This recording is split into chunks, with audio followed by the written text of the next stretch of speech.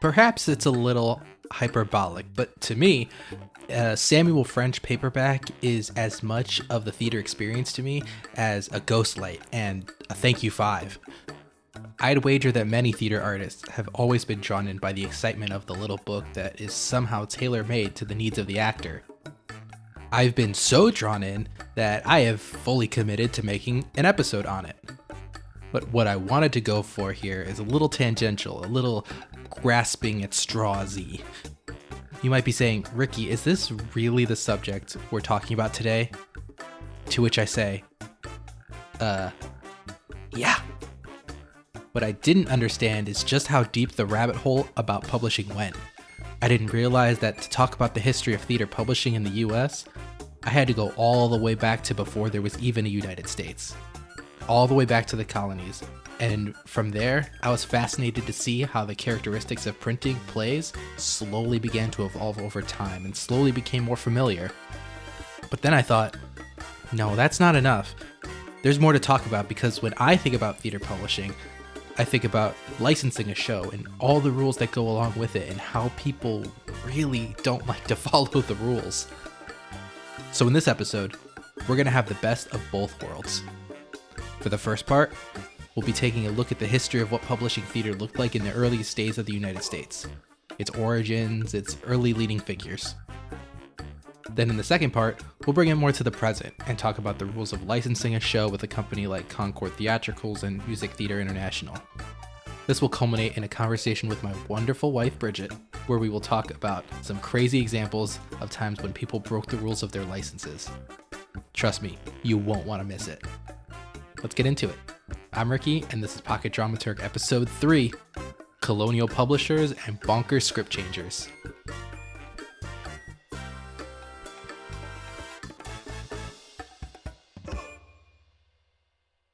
So like I said, we're going to start this episode with a rundown of the origins of theater publishing in the US. Think of it as your historical veggies before Bridgett joins us. For this portion, we're going to use an article by former curator of rare books at Harvard, Roger E. Stoddard, entitled Notes on American Play Publishing, 1765 to 1865. We're going to use that as our main guide for this era. Stoddard served in his role as a curator of rare books for nearly 40 years and as an author documenting the history of book publishing. He was affectionately known as the Dean of American Bookmen, which, if I'm being honest, is the kind of super specific title that I want to have one day. We're going to lean on Stoddard's piece because the history of book publishing is actually a really well-documented niche of history, partially because the country has such a rich tradition of publishing, but also because of the documentation that goes along with copywriting. In this case, we want to learn about the publishing of plays, and for all intents and purposes, they qualify as a book, so they're getting tracked too. Additionally, his explanation follows a generally easy format to understand, where he starts off by answering some contextual questions that more generally tie into publishing as a whole in the era before getting into a timeline, which is the way I will be presenting it as well. We ready? Let's jump in. Stoddard begins his article by tackling some general questions that any historian should ask when approaching the topic. These questions help add context so that when he approaches the timeline, it makes more sense as to what opportunities were available to those looking to publish in the era. I'll address these questions and speed run through his findings as quick as I possibly can. So first he asked, what plays could be printed? During the time Stoddard is looking at, which is again 1765 through 1865, the US didn't recognize copyright law from Britain. So essentially, anyone wanting to print anything was able to do so without having to seek permission or pay anyone. All you needed was a copy of the work from Britain, so you knew exactly what it is you were going to print. Before 1790, this also generally applied to plays as well, as an extension, because there weren't really any American plays yet, so all the copies of plays that you were getting were coming from Britain as well. Then, in 1790, the United States passed its first set of copyright laws. It was the first step to give protection to creators. There's some more details about this, but we'll get into that later. Now, in the United States, if someone publishing theater wanted to print a play, they had to go through the playwrights because it was their work. However, Stoddard notes that this was strangely a newer phenomenon. Before this, generally it was the playwrights who went to the publishers and not the other way around, asking to have their work printed. And in some cases, the playwrights were actually paying the publisher to get their work printed. Whereas even today, a publisher of anything will, give the author some money so that they are able to print their work. So the next question that Stoddard tackles is, who could print plays? Unsurprisingly, anybody with money could print it. Because it's that freedom of press, baby! This was taken very seriously, as remember the power that the printed word had during the American Revolution and the years leading up to it. It was important that the people really felt that they were allowed to have their say. Another thing that Stoddard notes that I find kind of interesting is that between 1765 and 1800, 254 editions of plays were published, without getting into specifics about whether these were originals or reprints, whether they're American plays or British plays. Whatever.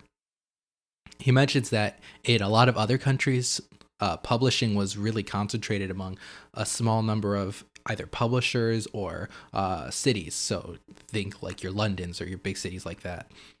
But in the US, especially in the early years, no one really controlled the market like that. No city or state really stood out as the place at the forefront of publishing.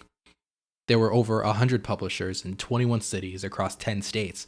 No one was fully in on doing plays, so many publishers wanted to test the waters with maybe one title, and even fewer printed that title more than once. Then Stoddard looks at what determined the market. And as with most things at the theater, as with most things in general, it's the audience that determines what gets published. I mean, who's going to try and do something if there's no idea that anyone's going to buy it? It was a harder thing to gauge because theater really wasn't that big of a thing in the colonies at this point. There wasn't an industry that would tell you what an audience really likes. Theater at this time was a lot more about smaller groups of people gathering in their homes and reading plays together than it was about full productions and audiences and whatnot. And the last question Stoddard looks at is, what special demands does the theater make on the book trade? Stoddard is a book historian, so this is natural. But I think this is a fascinating angle to look at because ultimately, while you get pretty far talking about a play as just a printed book, as an extension of its art form, though, it ultimately means that you have to do things differently when you print. To be in the play selling business, you have to commit. You have to have a lot of stock. Just think about a place like the Drama Bookshop in New York. You have to keep a copy of the classics, and you have to keep a lot of copies of, Shakespeare, because a lot of people need Shakespeare. But you also have to commit to getting the new stuff, and you need to have a lot of it because plays aren't that long. You need a lot of inventory, so that racks up expenses very quickly. And you may think that because of the size of the play, it should be at least easy to save some money on paper and, getting those things printed. But plays don't sell for a lot. So if you have a lot and you're not selling it for a lot, it's going to be really hard to make money.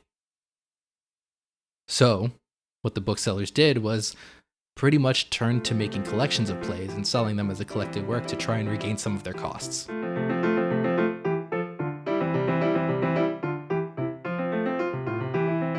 So now that we have a little bit of background in how the sales of plays in the US worked and how the industry kind of looked in terms of publishing, let's pivot and look at this timeline. The first American play published was a 5-act blank verse tragedy called The Prince of Parthia, a Tragedy, and was found in an edition of juvenile poems on various subjects, which was essentially a subscription service for different kinds of written works. British plays were also commonplace, but as you can imagine, they became a little bit more low-key in 1776. People weren't lining up to start printing British anything. Only 65 plays were published between 1765 and 1789, and there wasn't ever more than 9 printed in a year. The most famous publisher at the time was Robert Bell, who was known for publishing Thomas Paine's Common Sense, which I'm sure you all remember hearing about in high school history.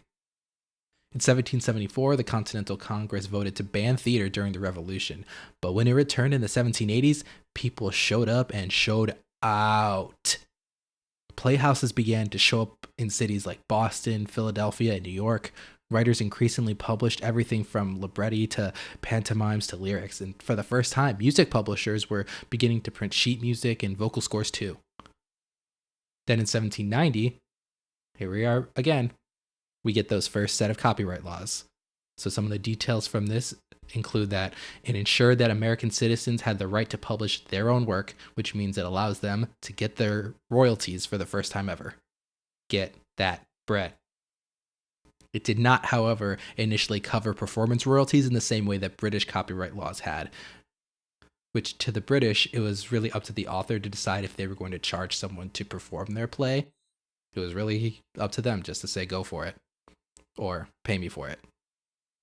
American authors could prevent the unauthorized printing of their works and sell their works to an actor or a manager, but once again, they couldn't collect on performances. American authors could prevent unauthorized printings of their works. They could sell their work to an actor or manager, but once again, they couldn't collect if someone wanted to perform their work. This led to this crazy phenomenon where actors would buy scripts from the playwright just to keep them from getting printed. Because once it's printed, anybody can have it. So if you can get the script before anyone else prints it, it's yours to do with whatever you want. If you want to play a specific role and want to keep anybody else from doing it because your performance is so good, you buy the script from the author and no one else can have it.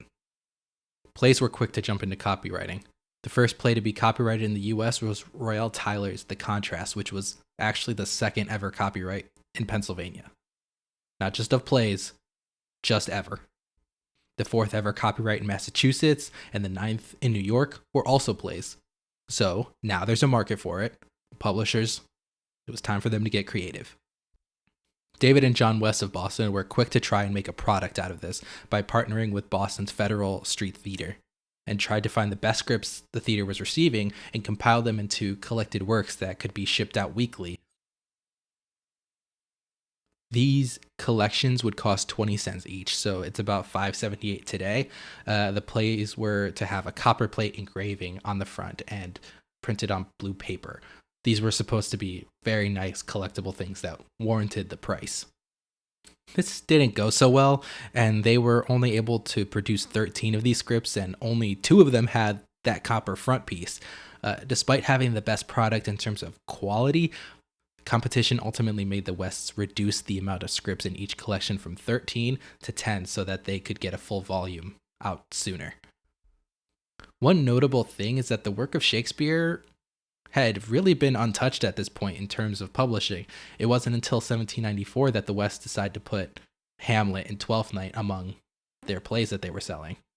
And in 1795 and 1796, Bjorn and Madan, 2 publishers from Philadelphia, they attempted to create a full collected work of Shakespeare's plays and poems. In the early 1800s, David Longworth became the first publisher to specialize in plays.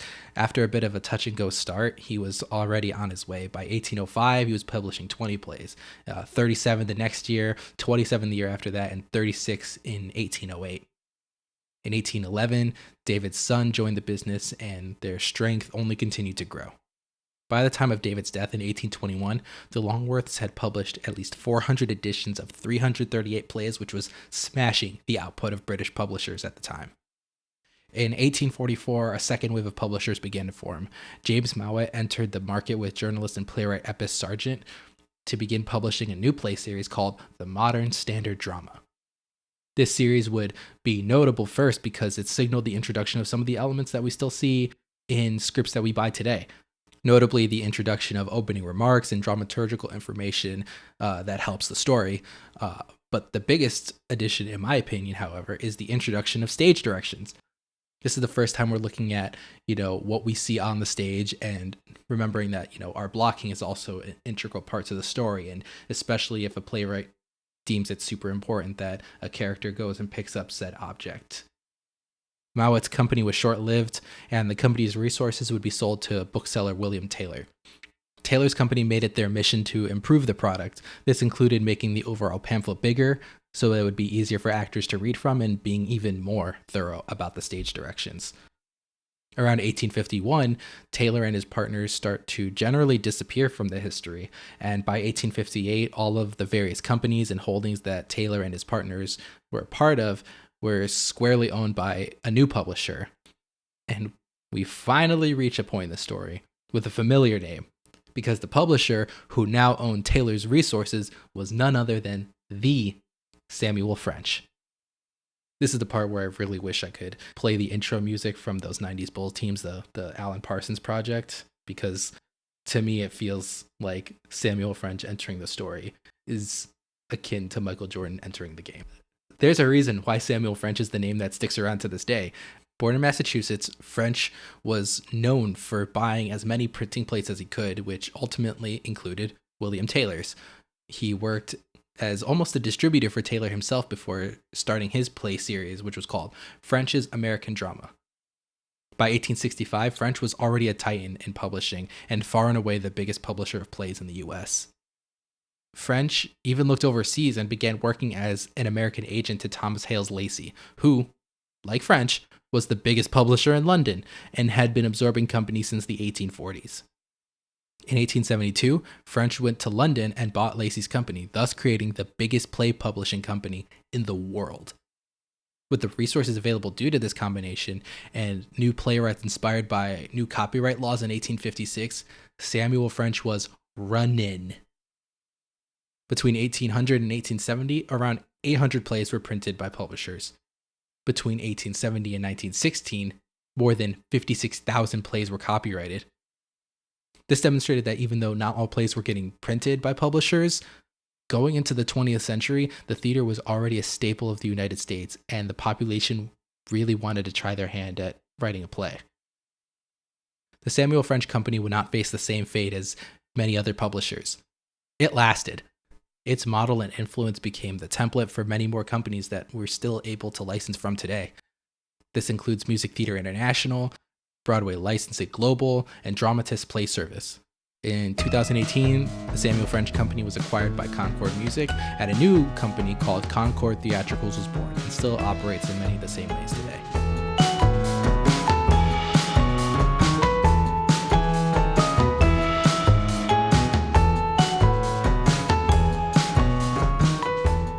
So, to backtrack a little bit, I had mentioned that new copyright laws in 1856 gave hope to playwrights.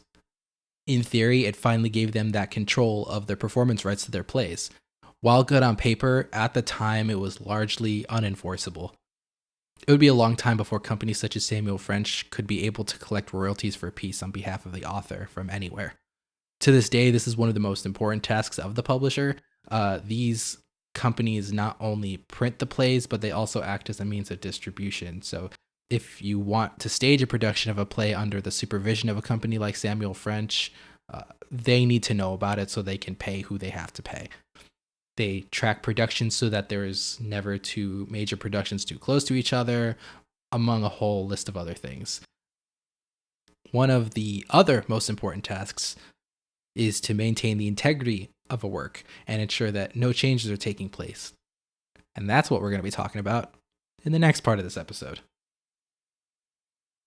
Now, to most people who have done work on an established show, they'll know what I'm talking about, so I am going to be preaching to the choir a little bit.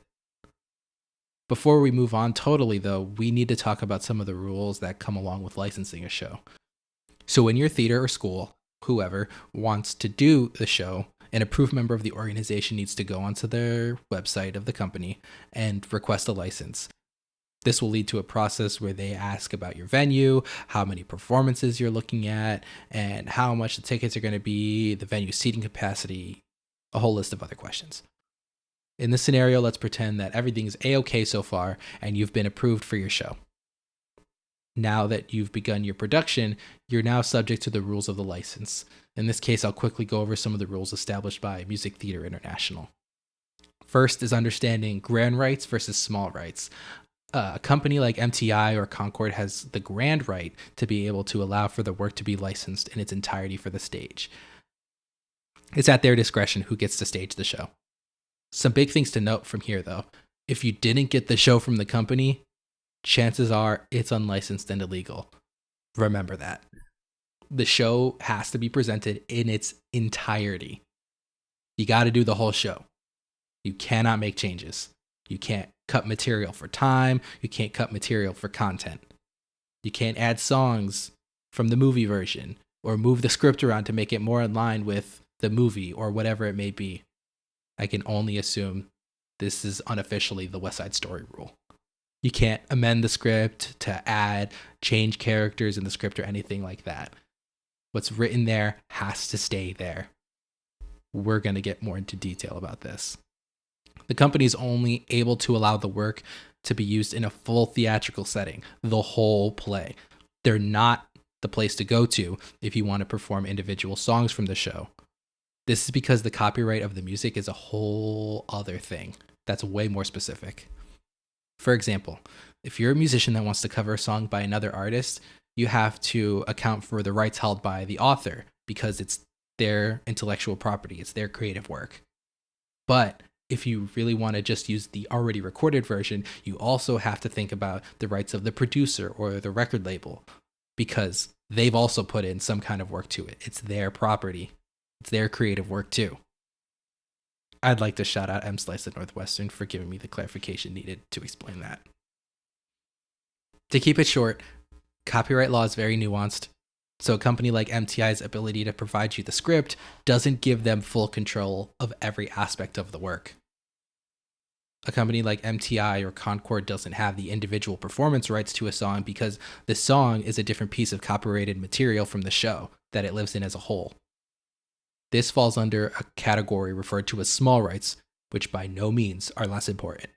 These can be broadly defined as the stuff that might fall under someone else's control in terms of non-creative elements of the show. So things I'm talking about, right to perform individual songs. Other people own the performance rights to the work, so you need their permission. Videotape, you can't do that because the right to film a show is owned by a whole other person. It's usually the author.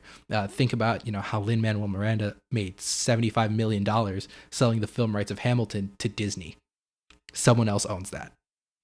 Logos, your production can't use the logo or artwork from, say, a Broadway production of that show because that's the work of some other person. That's someone else's piece of art or another company, a firm's piece of art. They own that work. You have to make up your own. Merchandise. I love Star Wars, and if there's anything I've learned from Star Wars and George Lucas, it's that the creator also owns the merchandising rights to their intellectual property. So even if you are using your own logo and artwork on merch, you still need to negotiate your ability to sell that merch. So for this case, think of grand rights as the rights that keep the creative integrity of the piece intact, and the small rights are, a lot more of those technical things. Then there are some other rules around making, copies of the script. Don't do it.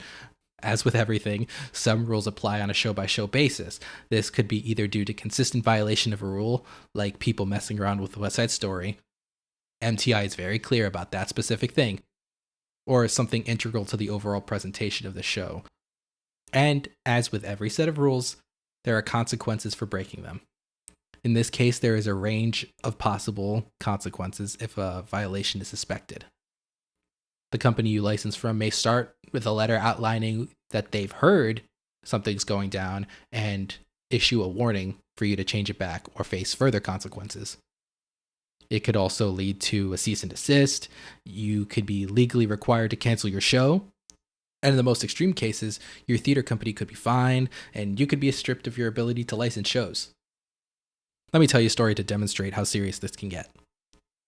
In 2018, MTI filed a lawsuit against a company called Theaterpalooza, which was an organization in Virginia where students could pay a tuition that would include participation in a show throughout the program.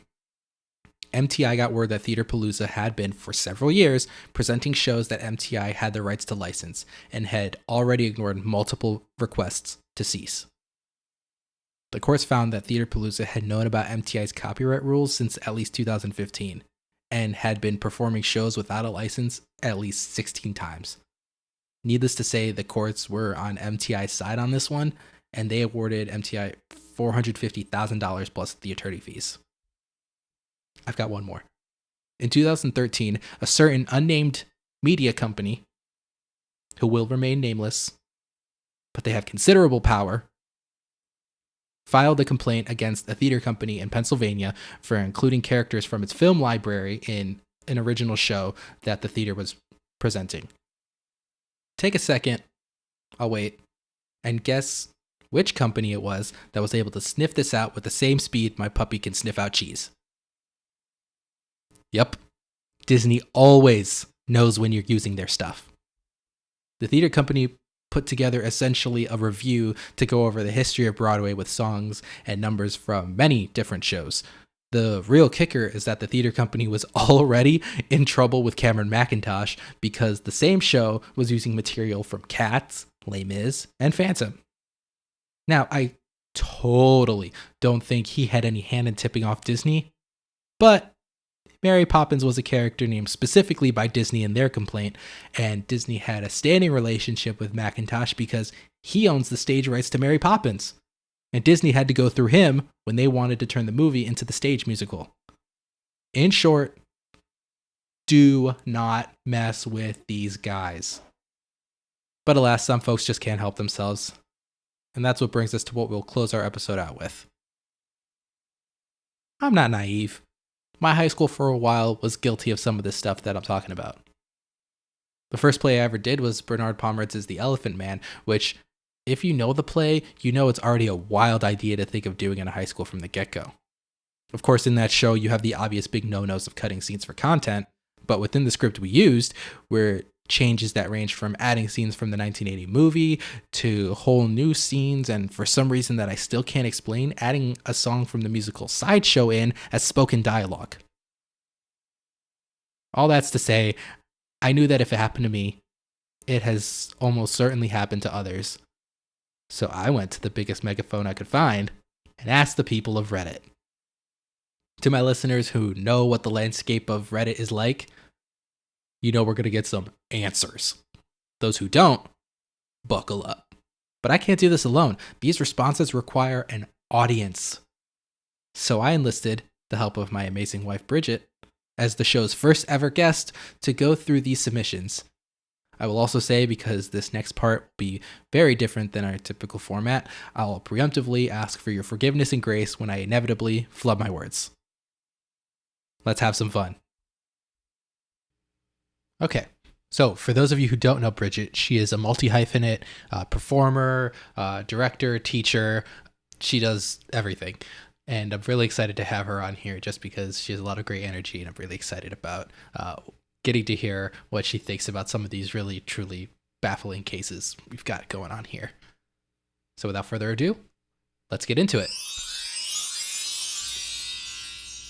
Okay, so we have Bridgett here. Hello. Hi. Welcome to the show. You are our first ever guest. I'm so excited.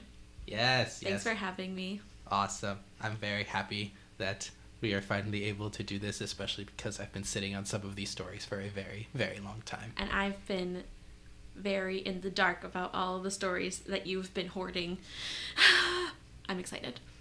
Yeah, before we get started, do you have any connection to sort of what we're talking about in terms of this very crazy, tangential madness that people seem to always want to do?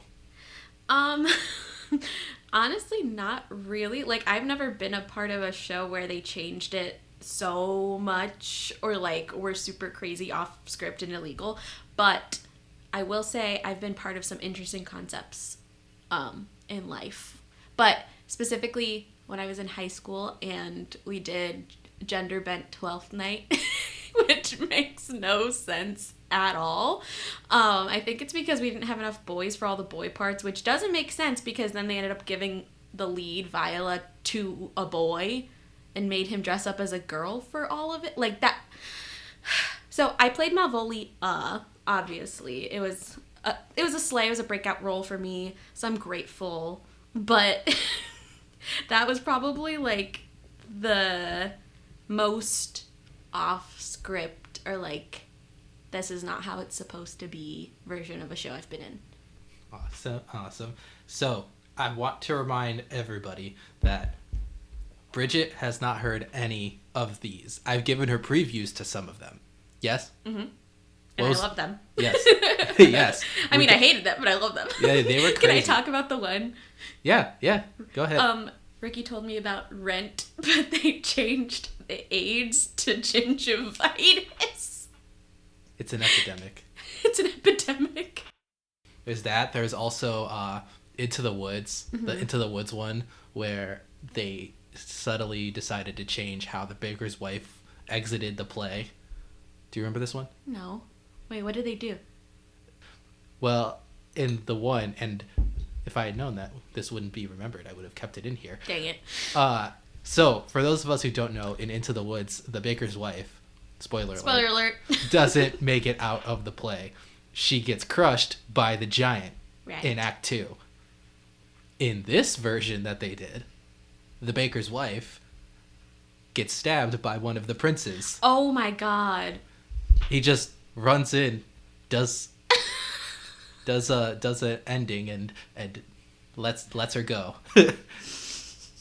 I just don't understand, like, character-wise or, like, plot-wise why that was necessary. Like, did they just cut out the giant altogether, or... I have no idea. I have no idea. That's the problem with these Reddit responses, is they only gave, like, a little bit of their story. Unless a lot of them are very detailed, which I think you said they are. I've kept a lot of the more detailed ones. Okay, because fabulous. It gives you a whole lot more to excited. Understand. Okay, so let's get started. Are you ready? Mm-hmm. I'm going to try to read these as close to how they were written, but I might have to change it up a little bit here and there. Okay. Okay. How well do you know the plot of Hands on a Hard Body? Oh, not, like, at all. Is that the one with the girl with the frying pan? She's like... I'll be honest. I'll be honest, that's even more specific than that's Spitfire Grill. Sorry, I lost me. No, Hands on the Hard Body is the one with the car, where they're all trying to win the car and they got to keep their hand on the car. Wow, so I really don't know the plot of this. That's all I know about the plot. There's a Houston production of Hands on a Hard Body where the director, parentheses, who was also the artistic director of one of the larger production houses in town at the time, end parentheses, changed around the show without permission and then invited the original authors of the show to the opening. Yeah, done. But here's the kicker.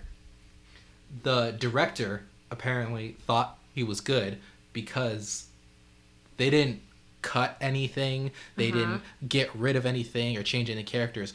The only thing they did was change around the order of stuff. Oh. Oh, no. That's bad. That's still bad. But there's more. They thought they were good Uh-huh. because they'd done it before. Oh. And they had looped in the author before with this other piece. They'd done it twice with the same author. Oh, wow. So they had done it for Rags and with Godspell. Oh, Stephen Schwartz got mixed into this? Yes, Stephen Schwartz. So apparently this person had got in contact with Stephen Schwartz and was like, hey, I want to change up the order of Rags and Godspell. Mm-hmm. And Stephen Schwartz was like, okay, cool. Now, Rags, does that have a plot? I don't know. Because I know, Godspell, yeah, you can switch that around because there's no plot besides, Jesus, but... Well, regardless, you can, but you're not allowed to. You're not supposed to. You're not supposed to. I think in this case, just because you got your specific okay from Stephen Schwartz to do it, the guy who might have the ability to say so, you don't have the right to do this all the time, especially if you don't. If you can't well, when you make those decisions and then you loop in the playwright, you're basically saying, well, I know better than you as a random director, and I can do whatever I want. Oh, trust me. We've got more of that. Oh, great. Yes. Cool. This is why Just write your own shows. Jesus. This is why this is the first one. So, in summary, even if you get an okay one time, it does not mean you get to do this all the time. Mm-hmm. But very big power move, inviting the people to be like, hey, this is really good. Wait, so did they respond? What did they say? The creators were basically sitting there the whole time being like, we wrote this. Where is this piece? Where is this part? Where is this part? Why is this part over here? That would be so stressful. Next one. Someone on this sub once said they saw Jesus Christ Superstar, but instead of Jesus and Judas, it was like Trump or Obama or something. They forgot who was who, though. I was just going to ask. I Except forget how illegal it is. It was just so unbearably cringe. I hate that. I hate everything about that. And especially the implications that either Trump or Obama would be Jesus in this scenario. Radically, like, either way, insane. Do you want to hear the crazy thing, though? Is if the way they explain it like this, and just because, you know, this isn't a whole lot to go off of, but the way they explain it, there's nothing wrong with it. If it's like a direction thing or a costuming thing. Right. I was just about to say, you could technically do that. You can do that. Yeah. You 100% could do that if they didn't change anything. Yeah, as a directional choice, a directorial choice, Uh-huh. bad. So, in this case, who's Mary Magdalene? That's what my question was about to be. Because I'm like, This is a lot of questions that I I have just a lot really of wish questions. I don't want to watch this production, But I want to know in a way. Yeah. Yeah. That's exactly it. More than 25 years ago. Let me count. 2000. Yes, because this was written. 2000, end of the 90s. Mm-hmm. I played Cosmo in a summer camp production of Singin' in the Rain. We collectively rewrote the book. Great. Yes. Incredible. That's a wonderful start. And made You Were Meant for Me, which I don't remember exactly in the movie where that is. I'm pretty sure that's the latter scene with Gene Kelly and Debbie Reynolds. Yeah. Into a love duet for the guys playing Dexter and RF. Gay? At their request. Gay? Yes. Oh my god. Yeah, it's. I would like to see that. Yeah, the more lore that goes along with it, it makes better. But wait, there's more. Oh, great. Yes. And they replaced the Broadway ballet, you know, the big ballet number at the end with the gotta dance. Yeah, that. Mm-hmm. That. They They replaced that? Yes. Interesting. With, wait for it, Oh boy. the Time Warp. What? Yeah. I'm just trying to wrap my head around the motives for this choice. First of all, the Time Warp already is a very specific song. And to put it in Singin' in the Rain. Mm-hmm. What's going on in there? Mm-hmm. Okay. They said, unfortunately, no evidence exists because the camp videographer was the drummer, and the counselor he had asked to record the show had no idea what to do when the battery died 10 minutes in. We've been robbed. I would have loved to see footage of that. Actually, if anybody listening has footage of crazy productions they have been in, please send them in. Yes. We would share like them to with, see it. We won't share them with anybody, Yeah, we won't tell on you. but we want to see these bold choices. All right, next. Decades ago, I saw an elementary school do Into the Woods, not Into the Woods Junior. That would have meant less to do for their large class of around 60 students. Oh no. Yes. First of all, what are you going to do with 60 kids in Into the Woods? Good Lord. What are you going to do with 60 kids, period? I mean, I just completed a production of SpongeBob with 50 kids. And yeah, I had no clue what to do with those kids at all. They were all in it, and that's what I can say. But Into the Woods, absolutely not. So instead, the show was expanded. Robin Hood and his merry men did a rap at the opening of each act. I would have included the song from Shrek, but okay. Oberon, Oh, yes.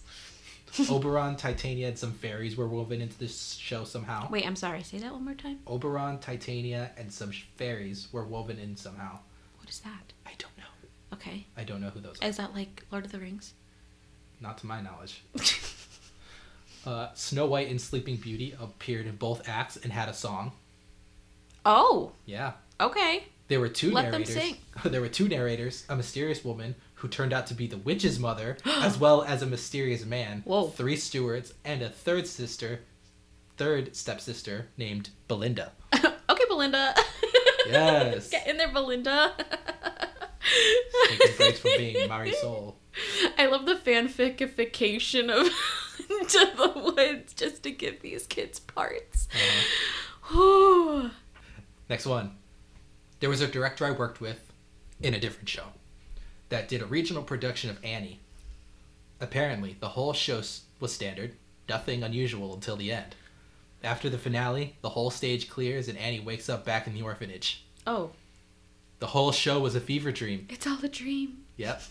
He fancied himself an edgy artist and always tried to make some sort of controversial statement with his productions. That's so depressing. This was at an Equity Theater. Of course it was. He got a cease and desist after I don't know how many performances. Well, okay, good. Because I was just going to say, like, if you change directorially the ending of the show, I'm pretty sure that's illegal. It is. Because it is. That's insane. But also, that's hilarious. It is hilarious. Stressful. Do you think we would get a cease and desist for our version of Chorus Line? No, because I don't think... So, I have to acknowledge this. I don't think we have a problem because we're not going to change anything. Like, right. We're not going to change the text. We're just changing how it's presented. Work. Yeah. I want to tell people about that, but that's for another time, or if you know us personally. So I did some more looking into this specific case with this Annie production. Yes. And found out that word got back to the writers of that as well. And they said, listen, you got to change it back, but we respect the hustle. We respect I would agree. I respect the choice. I respect the artistic choice of actually it is a hard knock life for us, and you're not going to get out of that by becoming rich. All right. Now we move into the section that I call the good ones. The good ones? The good ones. So those were all practice. No, those were the bad ones. No, they were just good. These were the good ones. Rubbing my little grubby mitts together. All right. A performance company, one guy and one girl, moved to our small town and came to the school and told us they were going to stage Wicked.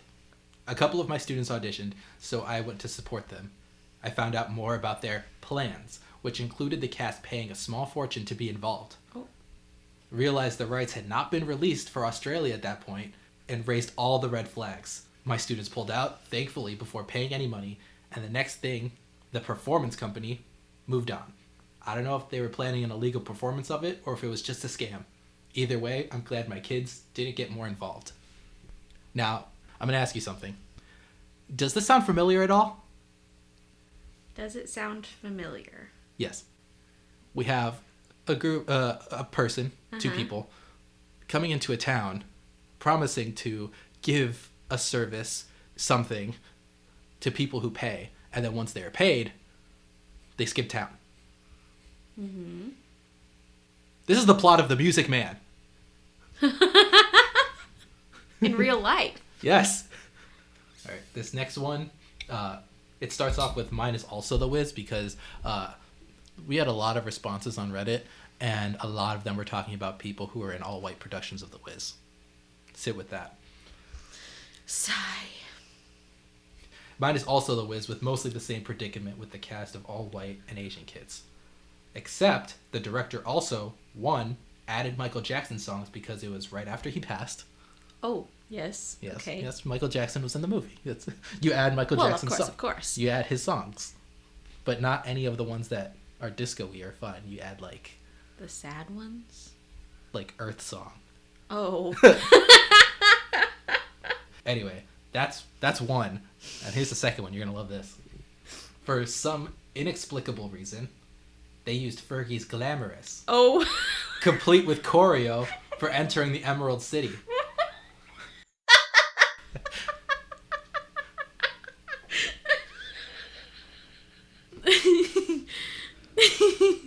I just love complete with choreo. Oh, God. Okay, what grade was this? They were in the 6th grade.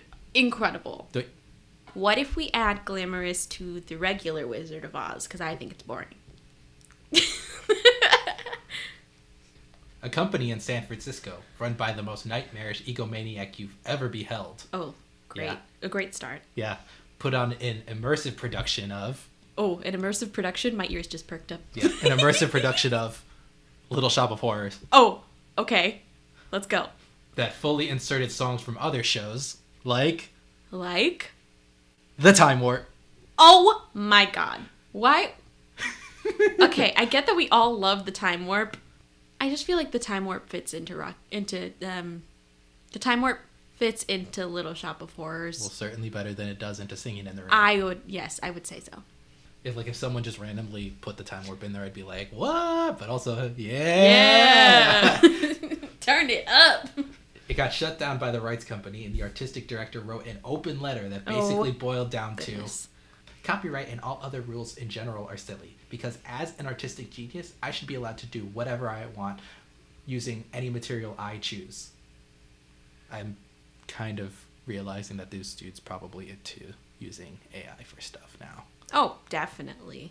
Because what you're saying here is that your curation of pieces together makes you an artist when maybe perhaps you could write your own stuff. Ever thought of that? Why are you feeling so entitled over other people's work if you can't do it yourself? Mm-hmm. Well, let me add to that. He was so incensed by the experience of being told that literally any rules in existence also applied to him that he decided to, and he's on record about this, write a whole show set before copyright existed. That's a very long time ago, and not as Did you guys listen to the first part of this podcast? That was a very long time ago. It's not as early as he thinks it is.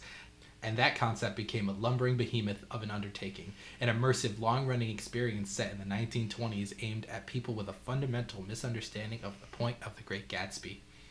Oh, God. So they also attached a link to this person's letter that they wrote where they said all of it. Mm-hmm. But this person essentially summed it up a little bit. So they said, here's the open letter where he wrote about the Little Shop experience, including a bit where he's like, can you believe how many rules there are? Who can create art when there are so many rules? I have to make sure my set doesn't prevent wheelchair users from accessing the space. Even if I've never had a wheelchair user come into my theater in the past, I can't cover up all the exit signs to create a full immersive blackout. It is impossible to make theater under these draconian conditions. Forget the rights thing. This dude just wants to break laws. This guy is an anarchist. Oh my God. That is actually bonkers bananas. Like, so he just doesn't want to follow the rules. Okay, I get that. I mean, I don't, but okay. Then how do you get through life in general? I can't cover up the exit signs just in case there's an emergency because of my artistic vision. I'm like, okay, please. All right. Here we are. The very end. The last one. Already? Yeah. I was having fun. Well, let's have some more fun because This is the one I saved especially for you. For me? Yes. Oh gosh. This is a long one, and it builds off of each other. There's several. Oh. Yes. Oh boy. So first, I was in a legal teen community theater production of Hairspray where there were only like 2 people of color who auditioned. So the director rewrote it to be preps versus nerd situation. Sorry. I played Amber, which would have been super fun under other circumstances. Sure. So you would think after doing something like that, you might not want to come back to the theater, right? Right. Not this person. Right. They were like, well, that's just life. Next. Yep. I was also in an illegal production of Oklahoma with the same group, where the same director was super disturbed by Judd Fry's entire character, so he decided to cut him. Like, literally scrubbed him from the show. The relationship drama with Lori and Curly had no Judd involvement at all. The show basically had no plot, no clue why we chose Oklahoma if she hated this major plot element so much. But she was older and super Christian, so we almost always did Golden Age shows. Wholesome romances or shows set in the 50s and 60s because that's when she was a teenager and she has a lot of nostalgia. Yes, I believe that 1000%. My thought is that lady definitely was one of those people who like left sexy Oklahoma throwing up. They were saying that the most recent tour of the Oklahoma revival, like the sexy one, people were screaming, crying, throwing up, literally leaving the theater because they were so disturbed, appalled, overcome with, I don't know, like they were just freakified or something. Like, that would have been her for sure. So after 2 of said productions, now you're done. Now you're not coming back. Right. Yeah, those 2 illegal shows really put a damper on your love for musical theater, right? Wrong. No. I was also in an illegal production of Glee, the musical. Yay! I'm so excited. They couldn't be normal. They couldn't be like, yeah, we're just gonna do like all of the Glee songs as choir, like in a show or something. No, they had to do Glee the musical. Please tell me what Glee the musical is. With the same group, written by the same director. So our old Christian friend. Yes, yes, yes. It was basically a condensed version of season 1. You know, I will say that the pilot episode of Glee was supposed to be a movie. Either the pilot or like up until the sectionals episode. So like the original first few episodes of Glee was supposed to be a movie. So I get the impulse. Mm-hmm, mm-hmm. But there's no Quinn pregnancy. No. They said in parentheses. Is there Terry pregnancy? They said in parentheses, see above super Christian. Right, of course. That's why. Yeah. No having my baby. How dare they cut that? How dare they? And I'll stand by you. Singing to the sonogram? No singing to a sonogram? Come on, that's like quintessential Glee. Instead, Santana broke her leg and was unable to perform. Those 2 things are not the same. Also Quinn still performed. Santana broke her leg. Right, but Quinn still performed. Okay, anyway, sorry. This one's gonna hurt. Oh no. Kurt was cut. No gay. That's wrong. That's not right. No, I'm not having fun anymore. Let's see if I can win you back. I played an added character who was the 4th Cheerio member of the Unholy Trinity. Incredible. Say more. Named Jan. Jan! We missed Jan. We were missing a Jan. See above for her being a teen in the 50s. She actually thought Jan was a realistic name for a 2010s high schooler who was friends with girls named Quinn, Santana, and Brittany. And Jan. Please don't ask why there were 4 members of the Unholy Trinity, because I don't know. All I know is that I was in Say a Little Prayer, and it was really bad. Ah. I have many more stories about this group. I was in like 15 of their productions, and the director never paid for the rights once. Wow. I'm wondering why the director, who is already a Christian conservative little old lady, wanted to do a Glee musical. My guess is because she wanted to do something hip and fun for the kids. But at what cost? You could have just done High School Musical at that point, right? Probably. Like, that's kind of the same vibe. All right. That's our last one. Aww. Bridgett, what are your thoughts? What are my thoughts? Yes. I think that we have some really untapped playwright potential that people are not they are not willing to set free. They should look at the artist's way. They need to like do some inner work as to why they feel so drawn to these pieces that they just want to completely tear up and rearrange and make different. You could also just write your own shows and that's free. I wonder if they ever thought of that. Yeah, but you can't put the time warp in if it's your own show. You got to pay for that. So I'm encouraging theater directors everywhere to follow that light, follow that impulse, and steal like an artist. Great book. Now I sound like a freaking, I sound like a motivational speaker now. Come on, let's all be a little more creative. Let's write our own shows, because this copyright business is not something to play with. I also learned that people are doing backflips to fit the time warp into shows. People love the time warp. Yeah. I love the time warp. Yeah, me too. It's just shouldn't be everywhere. No. I really do. I am curious about that immersive Little Shop of Horrors. Like, does the plant. I feel like you could do so much there. All right, but that's where we must leave it for now. Thank you so much for being here and delving into the chaos. Is there anywhere people can find you or any projects that you would like to plug? Me? Yes. So you can follow me on Instagram. I'm Bridgett M. Period THTR. It'll be in the description.